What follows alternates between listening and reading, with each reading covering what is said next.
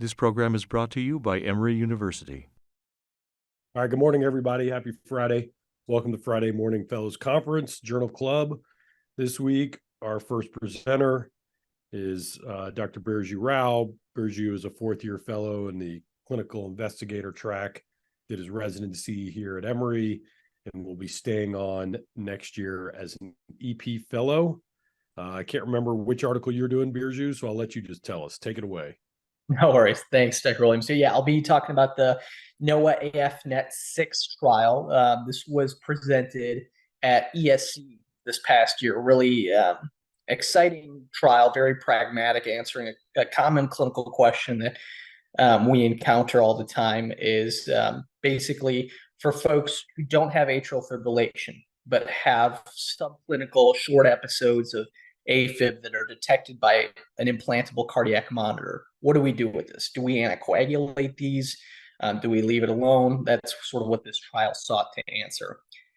I have no relevant disclosures relevant to this talk, just some prior funding from NIH and HRQ.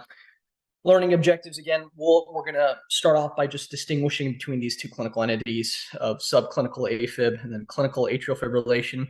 We're going to review the methodology and results of this trial, the NOAA AFNET 6 trial, and then sort of talk about how this changes treatment options for folks who have short episodes of subclinical AFib that are detected on a monitor.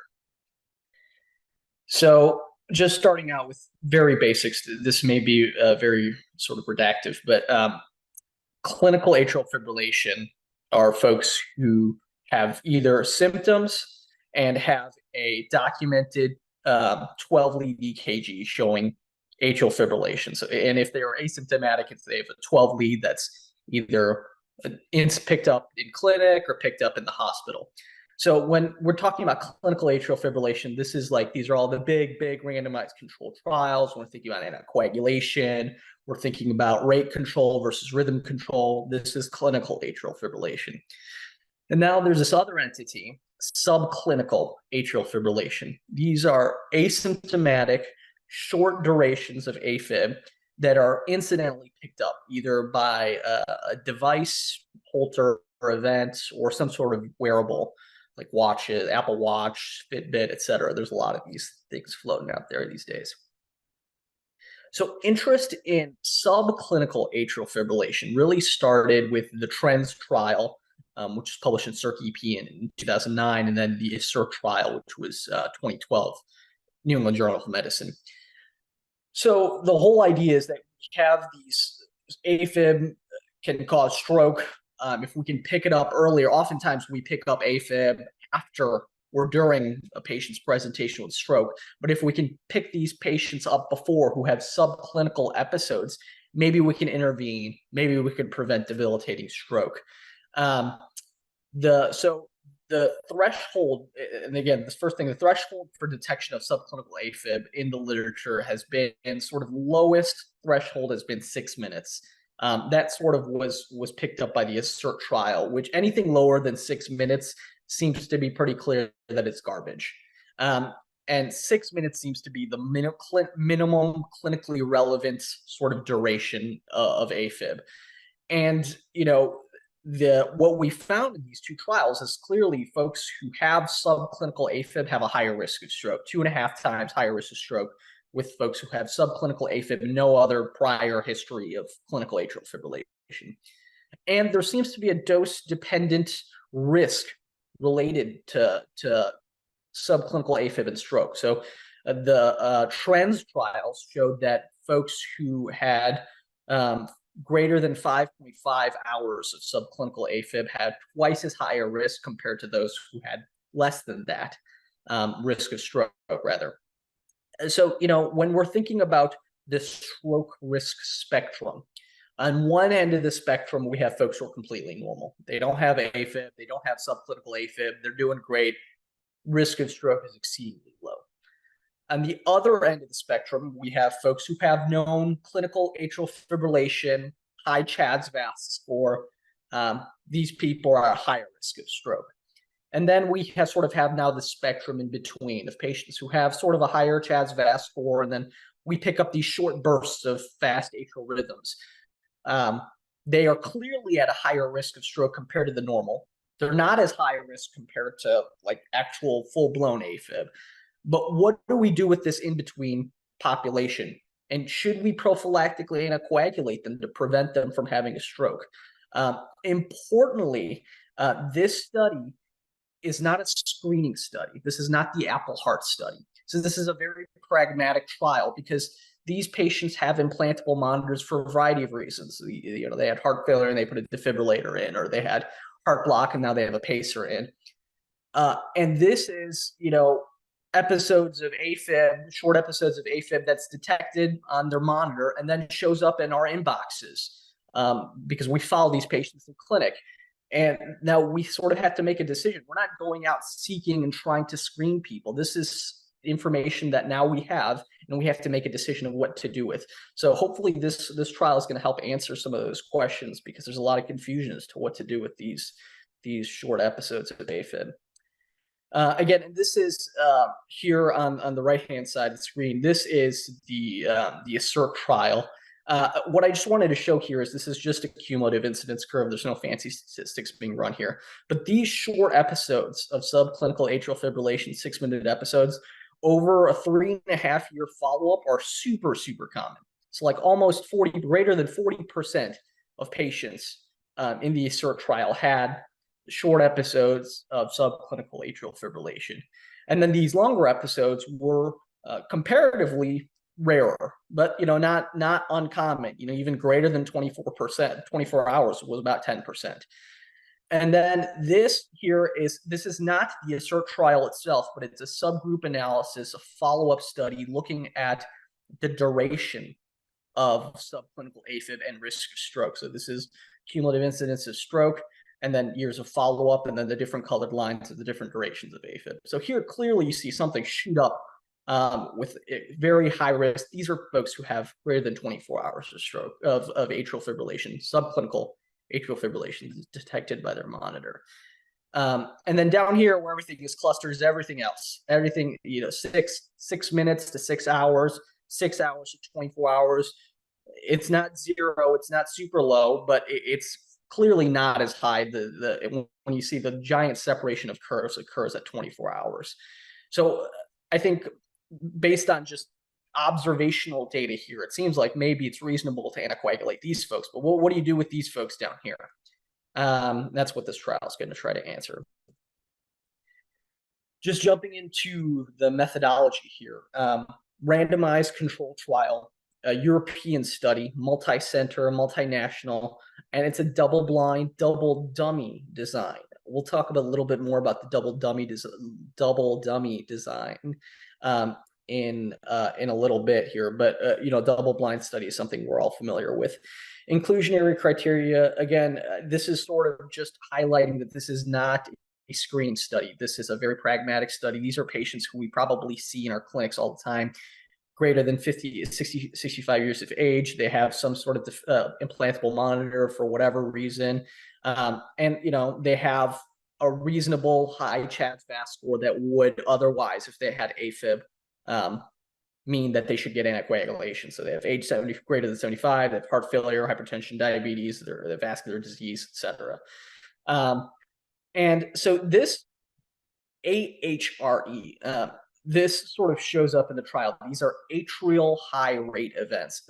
This, in the literature, from what I've read, it seems to be used synonymously with subclinical AFib, though it is a little different than atrial fibrillation. I'll get to that in the limitations section here, but I don't want to get like too nerdy EP with this. But essentially, these are, no one is looking at the electrograms for these, at least in this study. They're not looking at the atrial electrograms and making sure that this is actually atrial fibrillation, distinguishing it from like an ATAC or an atypical flutter or something like that. These are just high atrial rates greater than 180, and then they last for greater than 6 minutes. So we can talk a little bit more about the pros and cons of this approach in the limitation section, but if you see, that's what this means. AHRE is atrial high rate events. And the exclusion criteria were, obviously, if you had AFib, you shouldn't be in the study because we're looking at sort of subclinical AFib. if you were already on blood thinners, the decision's been made. So there's no point sort of thinking about whether we should put people on blood thinners for this. If you can't be put on blood thinners, obviously you shouldn't. The decision is already made in that way.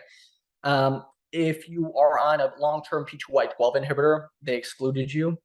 If you had recent ACS or revascularization, they excluded you. And then if you have really poor kidney function, they excluded you. So here on the side is like sort of the PICO EBM way we sort of think about studies. So what is the P is what is the patient? The patients they're looking at are folks with without known atrial fibrillation who are at increased risk of stroke, and they have these sort of atrial high rate events or subclinical AFib that was detected on a cardiac monitor. The intervention was anticoagulation with edoxaban, which is a type of NOAC factor 10 inhibitor. And 1,200 patients received that intervention.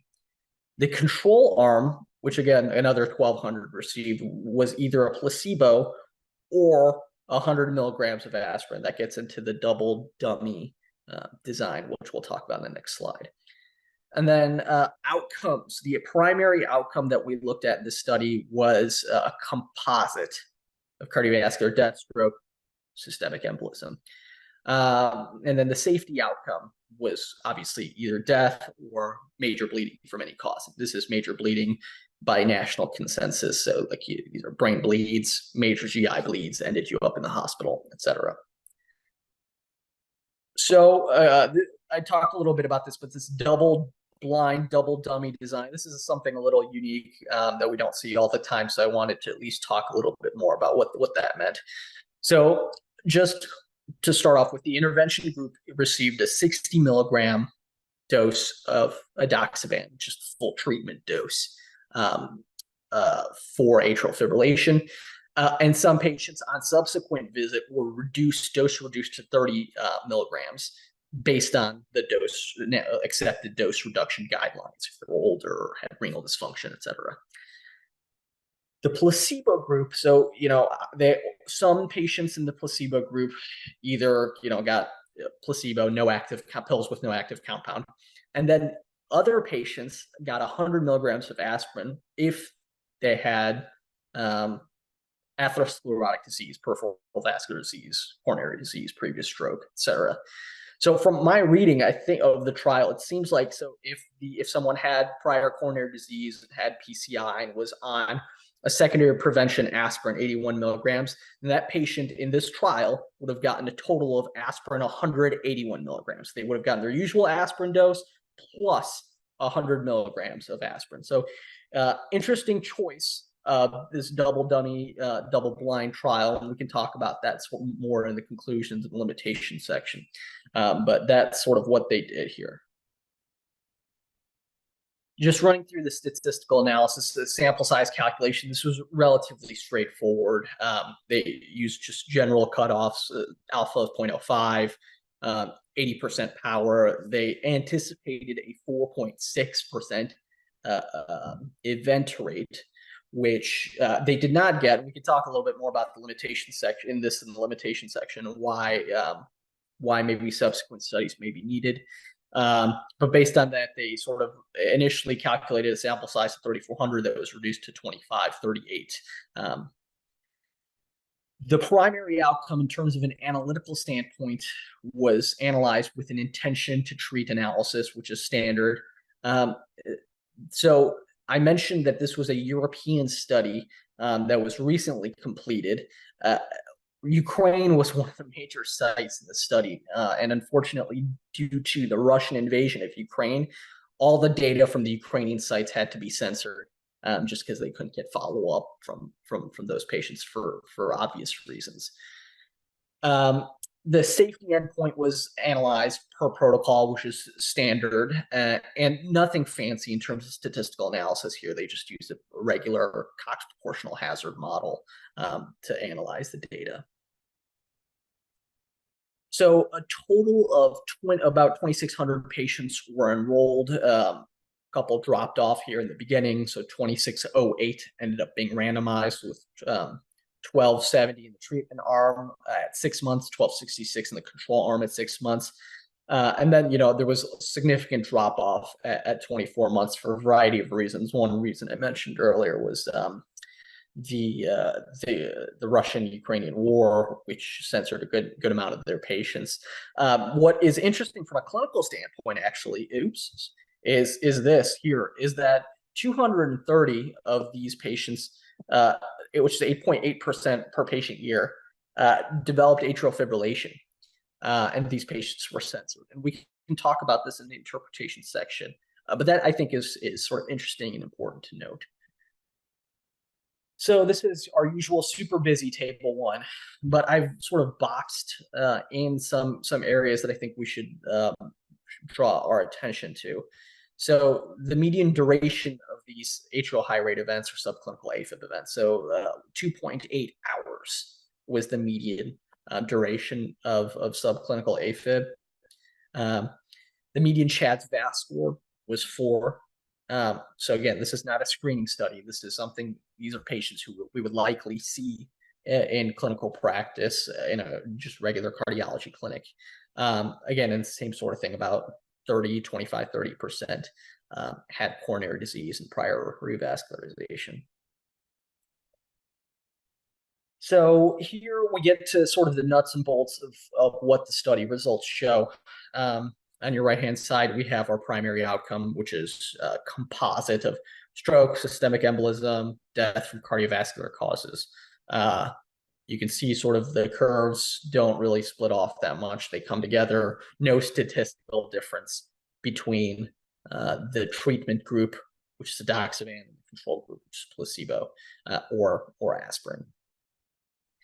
The one sort of interesting thing in this trial was there was actually much greater bleeding, or this was the composite outcome, bleeding or death from any cause, but mostly was driven by bleeding in the edoxaban group compared to the placebo group.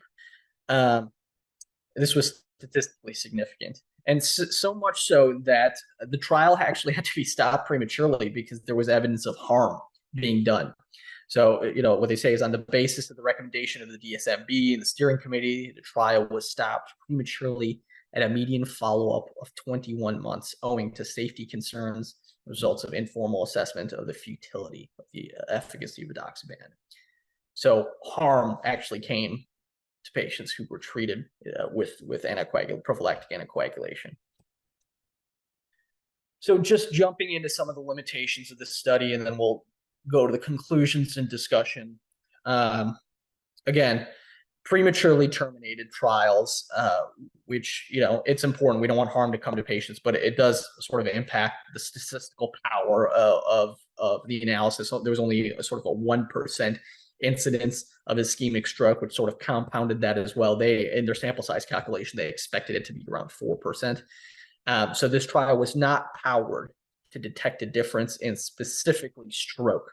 So again, the main result was a composite outcome. There was no difference in that. So composite outcomes are easier when we're designing trials to power for, and they're cheaper to do because you don't need as many patients, but then they sort of need to be interpreted with that lens.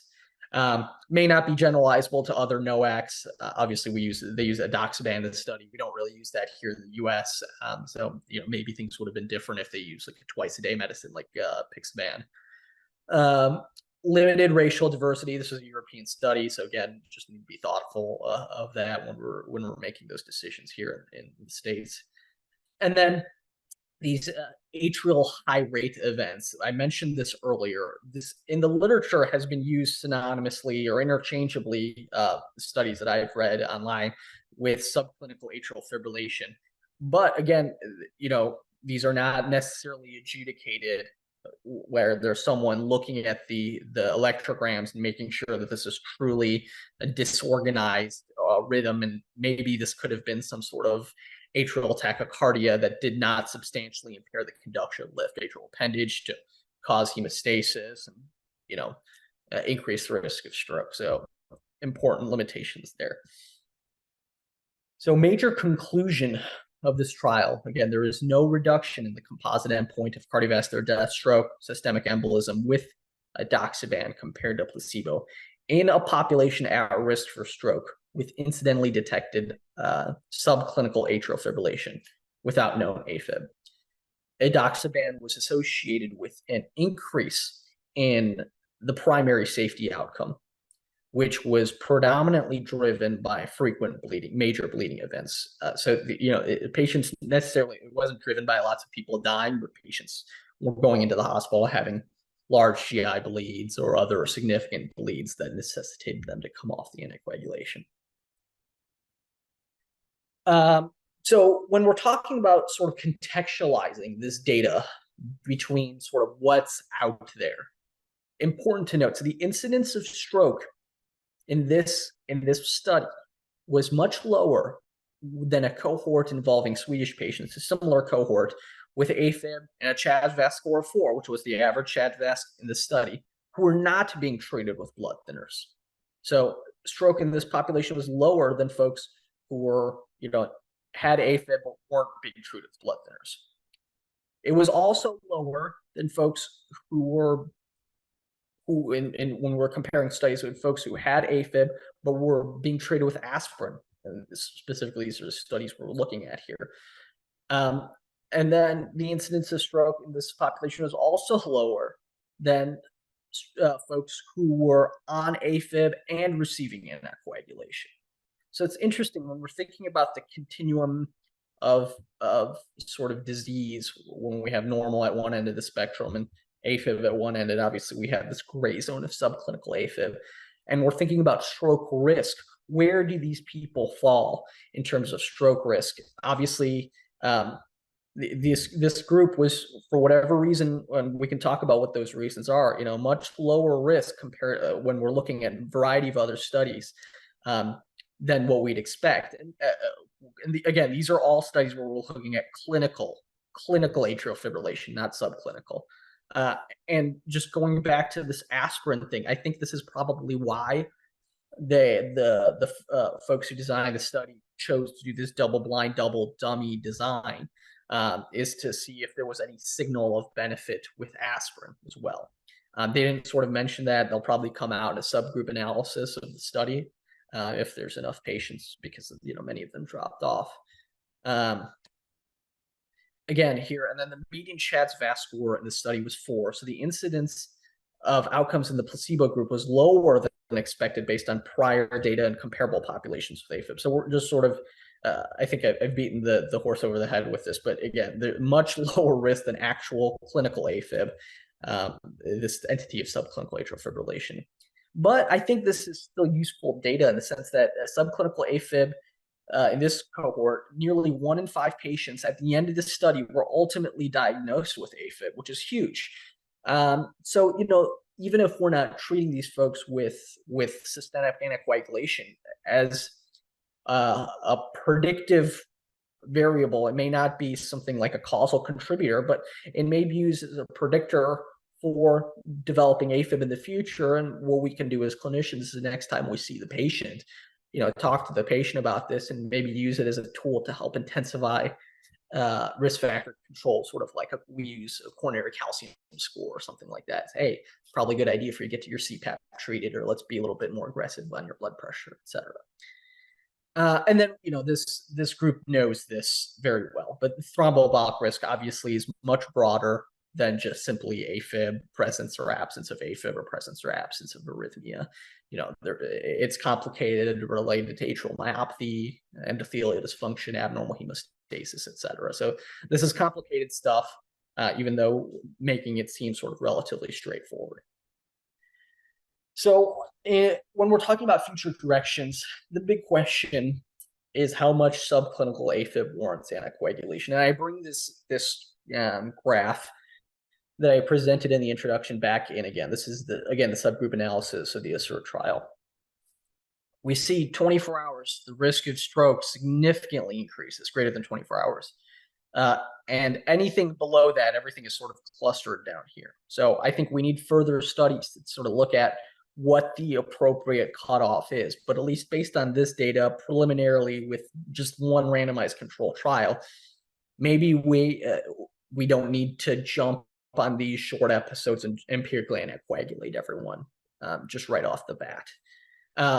And again, there's a follow-up study called Atresia. Well, not a follow-up study. It's another separate study entirely, but it's essentially the same type of study where they recruit patients with greater than 6 minutes of subclinical AFib, but it's much bigger, has a more focused clinical endpoint just on stroke, and they have a longer follow-up. So I believe Atresia is done recruiting, if I remember correctly. So hopefully in the next year or so, we'll see the results of Atresia. And then, the question regarding, can we tailor the dose of subclinical AFib or AFib to any particular therapeutic strategy? And that's, I think, down the line, React AFib, which I believe is actively recruiting. Emory is a site for that, which is Rod Passman's study, who's from Northwestern, looking at pill in the pocket anticoagulation for atrial fibrillation. So again, maybe a little different entity, true atrial fibrillation, but he's putting monitors in everyone who have paroxysmal atrial fibrillation. He believes that maybe we don't need to, use a broad stroke and say anyone who has paroxysmal atrial fibrillation needs lifelong uninterrupted anticoagulation. Maybe we could be a little bit thoughtful about looking at the dose of atrial fibrillation to dictate when and how much anticoagulation someone should get. So I think it was sort of thought-provoking results. I want to leave some time for questions, whether we do it right now or sort of at the end after Grant presents. But thank you. Open to any other questions. No, we'll do it now. Okay. Quick clarification. I missed this, so I'm sorry. What Please. was the monitoring method for the patients? Did they all have implantable loops or what? So yeah, they had there were 80% had pacers, 8% had defibrillators, CRTs, and then only 1% had loops. A mishmash. Okay. Mismatch. Yeah. So Dr. Bott has Dr. Niazi has a comment in the box. Yeah. A high dropout rate makes interpretation challenging. Agree. I mean, it's interesting. You gotta, like you pointed out, I think you got to take a lot of this with several grains of salt, but it does, there was a time a long time ago in my training where sort of like the thought was like AFib is AFib is AFib, whether it's, 0.1% of the time or 100% of the time, and you sort of treat everyone the same. And obviously we've become a little more nuanced as time has gone on. One issue is this applies to a still relatively limited, but certainly growing population of people that have continuous monitoring, right? I mean, a lot of times the fear is, you pick up AFib on an ambulatory monitor while they're in the hospital, and then if it's not being monitored, you don't know like what their burden is, at home. It might be 0.1%, it might be 20%. And so how to distinguish between those can sometimes be challenging clinically if you don't have some sort of continuous monitoring device. So still, a relatively limited population where you have that precise continuous monitoring, but still good to know if the burden's low, you can, it seems, I mean, I think it's, you can you don't need to be quite as aggressive with anticoagulation is what this would suggest. Yep. Not really a question there, just more a comment. If you have any sort of follow-up comments, feel free. Dr. Smith, go ahead. The elder. Yeah, I thought this was a great talk, and it brings up the issue of just all the data that we get thrown at us, and particularly with the implantable pacemakers and defibrillators. They're trying to use these devices to increase safety for our patients in a variety of areas, and I think this is a helpful study because we see a ton of subclinical AFib, and I think this it is an important study that we don't need to anticoagulate these really short, rather short episodes. What would you recommend as far as where to set an alert on a device? So with remote wireless monitoring at home, that you can set a time period where there would be an alert, and where would you set that? An hour, 6 hours? What would you think? Yeah, I think it's open for. It's interesting you mentioned that because this paper was presented during the EP group's Here's Journal Club, And there was some discussion about, whether people want to be alerted because you get so many alerts, and whether they want to increase. I think the threshold they've set right now is, I believe, a couple of hours, if I remember correctly. And they wanted, based on this data, say, hey, maybe we increase the threshold to like 12 hours. And there was still wide variation within the group, but some people really wanted to know, even if it doesn't impact your clinical decision making right now. There were some docs in the EP group that say, based if they had like 6 minutes to an hour of AFib, maybe I'm going to give them a call and say, hey, maybe we need a closer follow-up appointment and talk about risk factor modification, those sorts of things. So I think it sort of depends on where you are in the spectrum. There were some certainly who said, I don't want to know unless there's 24 hours. Don't wake me up. Don't bother me with this information. There's too much. So it sort of depends on where your epistemological approach is in terms of whether you are less is more or more is more type sort of person.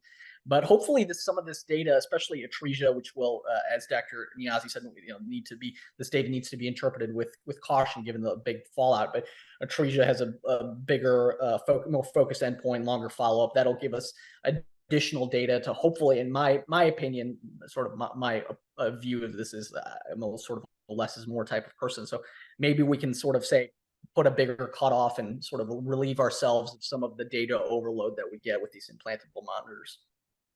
All right. Well, for the sake of time, we do have a second. I want to make sure our second speaker gets a chance. So thank you, Birju. Very interesting study to mull over as we move forward. But it's good to know, right? Because you're right. We do get these little alerts. And younger Dr. Smith, come on up. Put your slides up.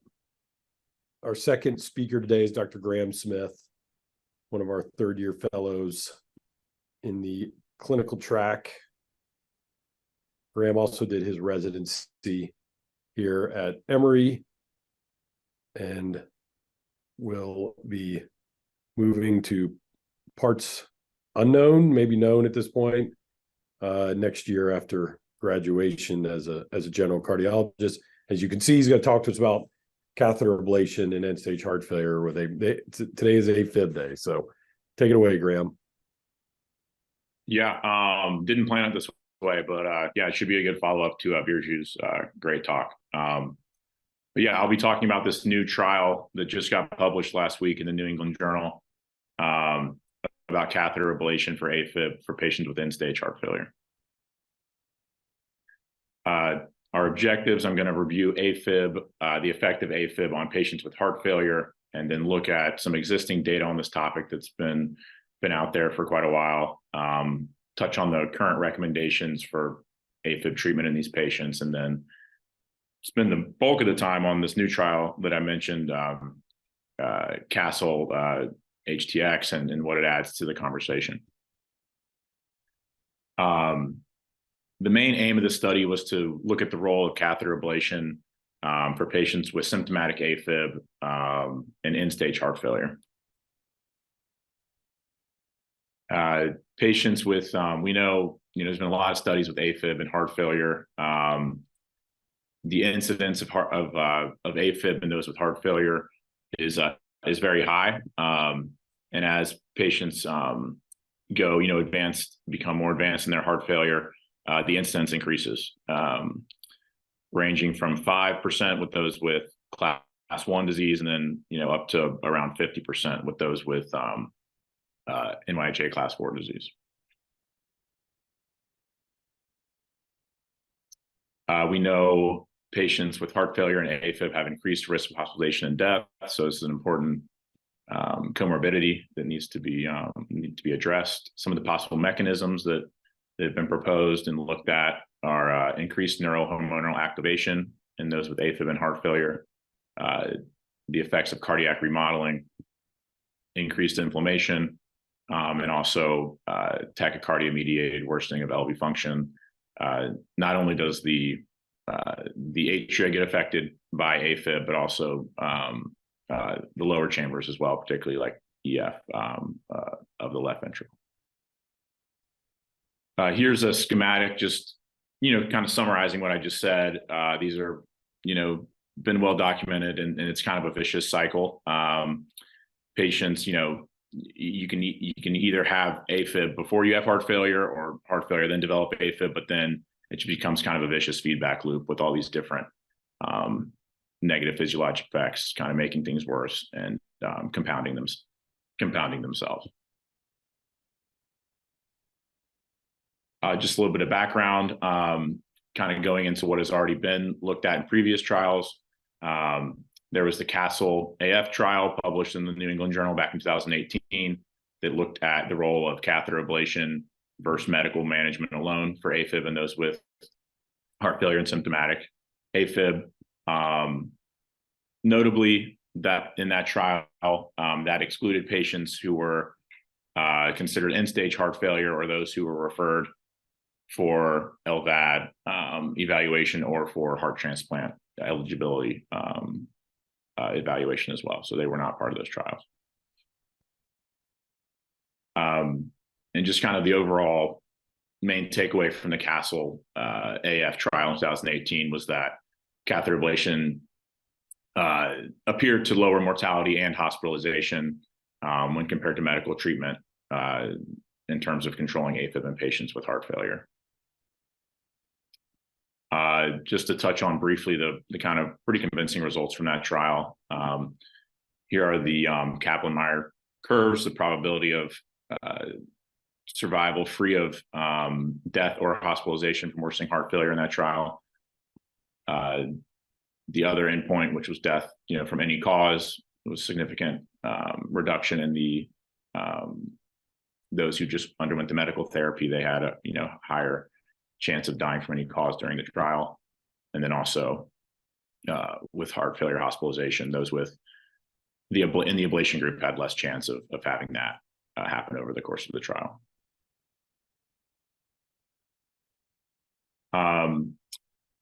Since 2018, there's been further subgroup analysis on the Castle AF population. They've looked at specific changes that the benefits of catheter ablation have had in these patients for their AFib, documented changes and improvement in their LVEF, quality of life, and also metrics like the 6-minute walk test as well. And like I mentioned, importantly, these trials did not include patients with end-stage heart failure, those referred for transplant evaluation. So that's kind of the hole that this trial attempts to at least try to address. Here is a scientific kind of consensus statement from the AHA that was put out a couple years ago in 2021. This is kind of the pathway that they recommended in terms of tackling the problem of AFib and those with heart failure. I wanted to touch on this because you can see when it comes time to evaluate the patient to see if they actually should undergo catheter ablation, which is abbreviated CA here. They put it in kind of a scary red box for those with class 4 and class 3 symptoms, and those with super advanced heart failure and very low LVEF. And so that's kind of what this trial wanted to focus on and see if it actually could be an option in those patients, or if you should kind of steer away from that, because most of the trials have been focused on a little bit of a healthier heart failure population.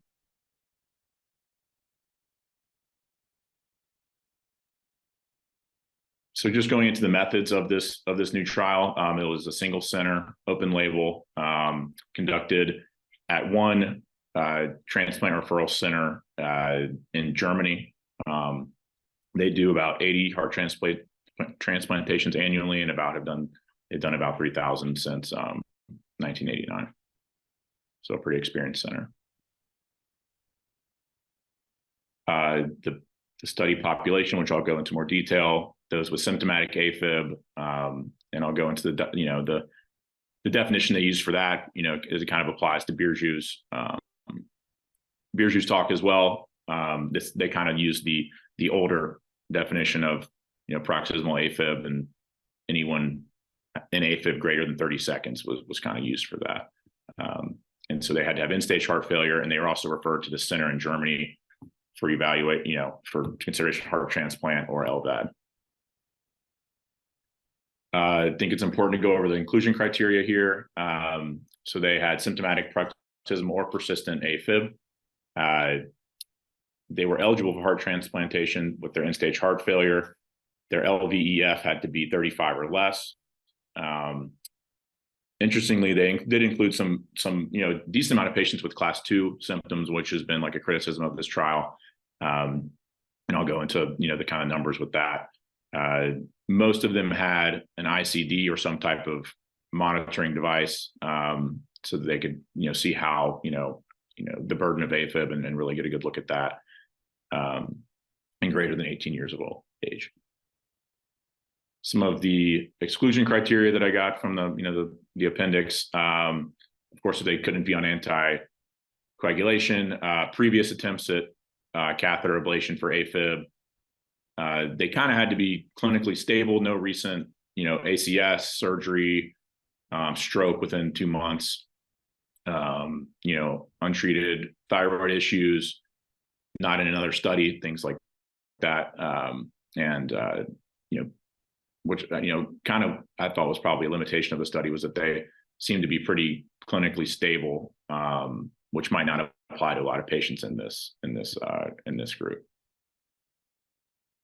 Diving deeper into the patient characteristics, like I mentioned, I thought it was interesting that a lot of patients with class 2 symptoms were included, but the majority were class 3 or class 4. The average ejection fraction was around 29-30%, and their cause of heart failure, most were non-ischemic, with about 40% being ischemic.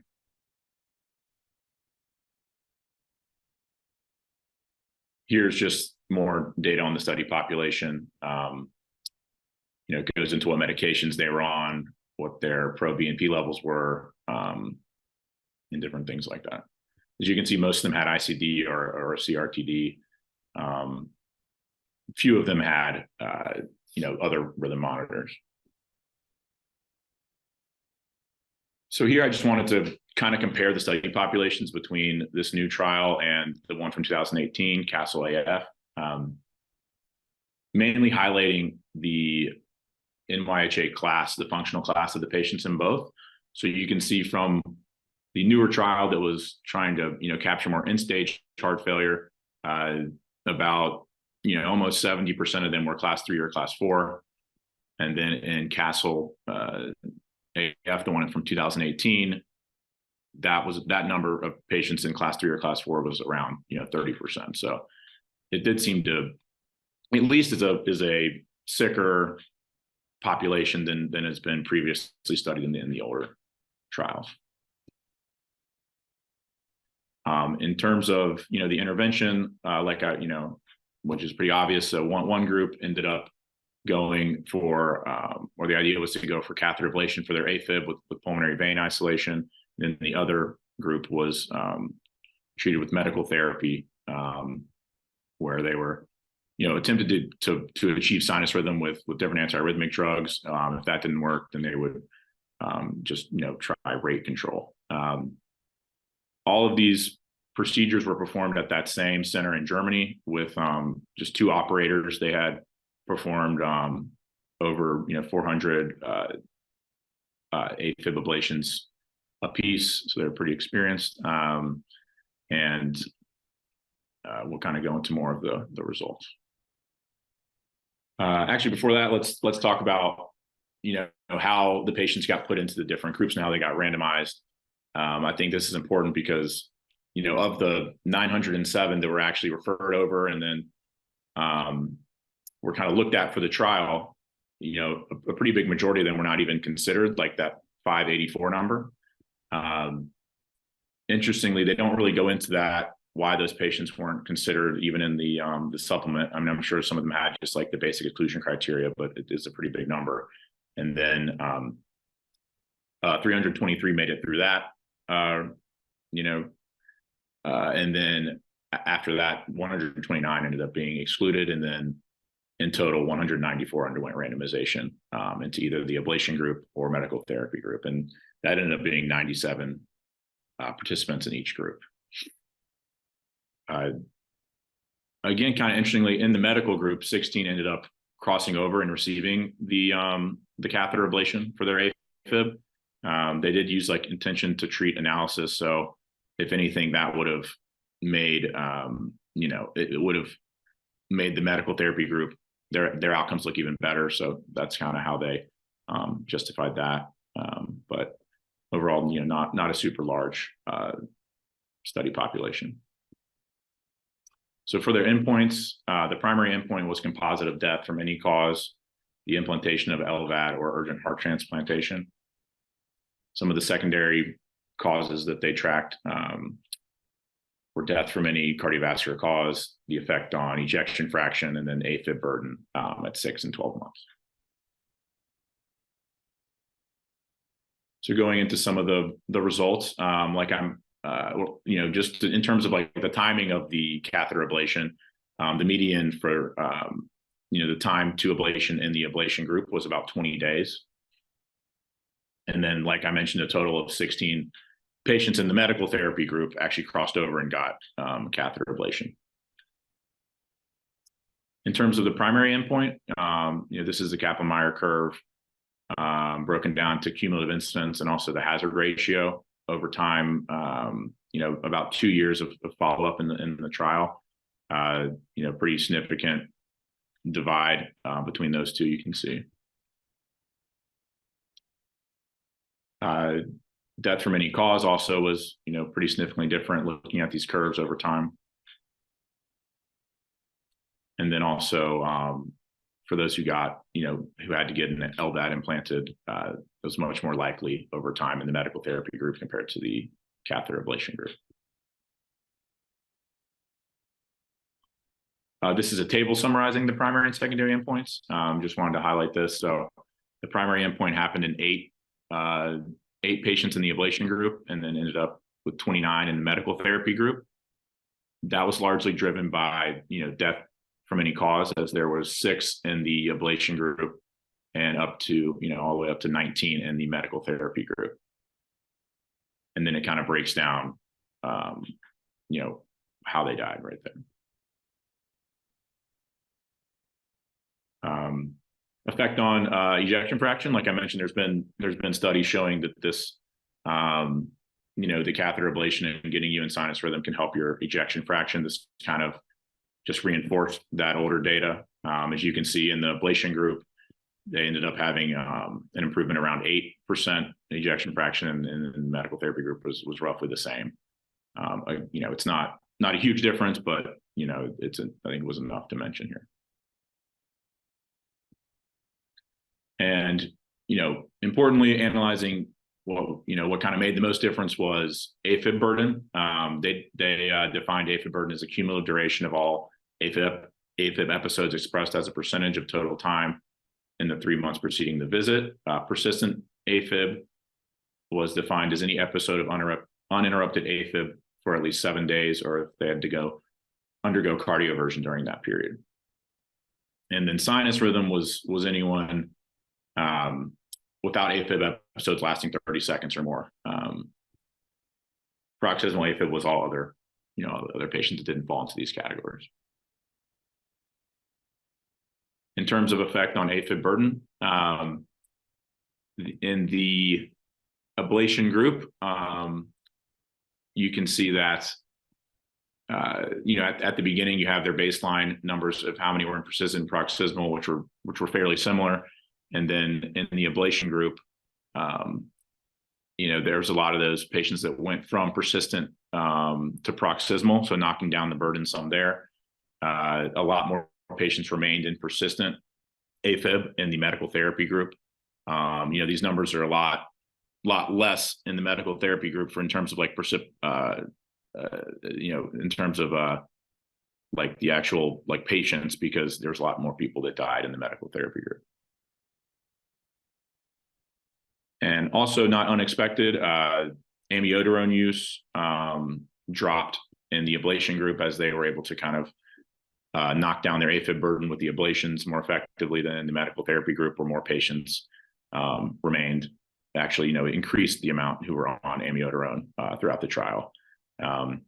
This is important because there's been talk that use of amiodarone in patients with heart failure, particularly like end-stage heart failure, might not actually be as safe as thought, and might have kind of a negative inotropic effect. So I thought that was interesting as well. Here's just kind of slamming home the point that the patients in the ablation group indeed had a much higher reduction in the period of in their AFib burden. The reduction in the ablation group was about 30% in their AFib burden compared to 8% in the medical group. And that change kind of bore out at 6 months and then stayed the same at 12 months.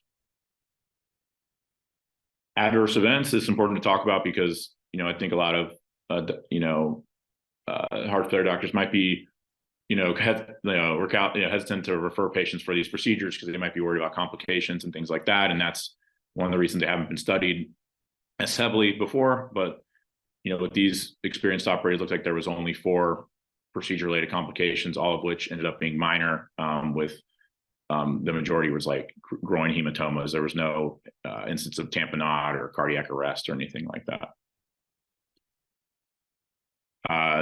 This study, admittedly has a lot of significant limitations. It's a single center trial. The patients were highly selected, like I kind of went into with the randomization and follow-up slide. Not a lot of clear explanation for some of the reasons why some were, excluded. Only in the end, only 21% of these patients underwent randomization. It was terminated early by the safety board because of the beneficial effects, that people were having in the ablation group. So there was a shorter follow-up period than the trial designers wanted. Another criticism is that it included, NYHA class 2 patients. So, do they really need to be in the trial when we're looking at this, trying to capture this sick of a population to make it different from the previous trials? It was a small study population overall, pretty homogeneous, and they didn't, break it down by race, but could maybe assume there wasn't a lot of diversity there, just with the population. And then they didn't really report a lot on the hospitalizations or quality of life metrics. I'm wondering if they didn't look as good, so they didn't, want to put it in. I didn't see that in the supplement as well. So, is this going to, change what we do and how we think about catheter ablation in patients with heart failure, kind of nearing the end stage? I mean, I think it at least lets us know that this might be a safe intervention, and then you're not really going to do much harm to your patient if you select, the right candidate using, kind of looking at this criteria. It's tough to, generalize the results, like I said, because of limitations. Is one study, pretty homogeneous population, which, doesn't really look like the population we have when we with our patients at Emory. So I think you have to take that with a grain of salt. And just kind of some overall conclusions. It appears safe, at least in this population, with these operators, and reinforces data that these outcomes are driven by reduction in AFib. That's kind of what is preventing them from coming, preventing them from developing worse clinical outcomes is actually being, less time in AFib. Not a lot of people ended up just meeting the criteria for sinus, but at least even knocking it down from persistent to paroxysmal seemed to have a big effect. And yeah, just kind of overall, it might be beneficial for this population, considering AFib ablation, on the earlier side. Slowly, I think the professional societies are kind of coming around as more and more data mounts. And, that schematic I showed earlier, it might be, they might, not highlight it in red when patients were in end-stage heart failure if you're picking the right patient. And again, it's just, it's better to get patients out of AFib if we can. But not to forget the study limitations here. And these are my references. I appreciate your time. Thanks for listening. Thanks, Graham. Very interesting. My comment is this: you sort of bury the lead. I think that there was a pretty robust mortality benefit in this group, which I think is a little surprising. and I guess my question would be, how much do we think was due to the catheter ablation and reduction in AFib burden in this group, and how much was due to a lot of those patients being able to stop amiodarone, which you alluded to. I think maybe it's a combination of the both in this group, but anyway, that was the thing. That was sort of the thing that shocked me as you're going through it, is like, well, look at that mortality reduction. I mean, again, a relatively small study and that sort of thing, but they had a pretty, the LVAD reduction was also really substantial, but that's a little tricky, in terms of like that could sort of be a little bit biased in terms of a less sick person getting I suppose, needing sort of a semi-elective LVAD implant, and when you could time that based on what arm of this study they were in. I don't want to accuse anyone of malfeasance, but the death, you can't fake that. The mortality stuff, that's hard to engineer. So anyway, any thoughts or comments there? Yeah, no, I thought that was pretty dramatic as well. I think that's a big reason why they stopped the trial early. Yeah, and I agree. I think it was probably a combination of things. I think mostly getting him out of AFib and yeah, it could have been reducing AFib, right? I mean, very few got out of AFib. Yeah, reducing the burden. Yeah, most just had reduction in burden. And anyway, sorry, go ahead. I didn't mean to interrupt you. Oh no, I'm done. Dr. Smith, the elder. Good job, G. Yeah, just a comment about mechanisms, because Dave DeLurgio gave a talk on AFib, and I asked him about this. My thoughts are the things that happen that worsen heart failure are high heart rates. We have evidence that lowering heart rates in a variety of ways improves outcomes. When patients have AFib, if they've got a resynchronization device, they lose resynchronization. So it's important to look at how much CRT pacing they're actually getting, and they often lose that when they have higher rates of atrial fib. Patients with AFib tend to have more mitral regurgitation. So I think a lot of this AFib related stuff is probably related to the impact of stretch on the myocardium and myocytes. Irregular cycle lengths lead to worsening AFib and higher pressures in the heart. So just a comment around there. My personal bias is it's probably not atrial kick related, but anyway, it's I think it's sort of interesting for us to think about why this AFib thing is important, and I think it is true that the ability to keep patients to have a successful AFib ablation is substantially improving these days with some of the newer techniques. Andy, what do you think do you think the amiodarone piece plays a role in this at all, or no? You think it's more just AFib burden related? My bias would be it's AFib burden related. I'm not sure of how much data there is on low dose amiodarone therapy and heart failure. So anyway. Yeah. Other questions, comments? Graham, Stan Sherman, good talk. Was there some discussion about the success of the ablation? In other words, were these successful ablations people who had gone back a second time when the first time didn't work? Were these successful ablations just based on the burden?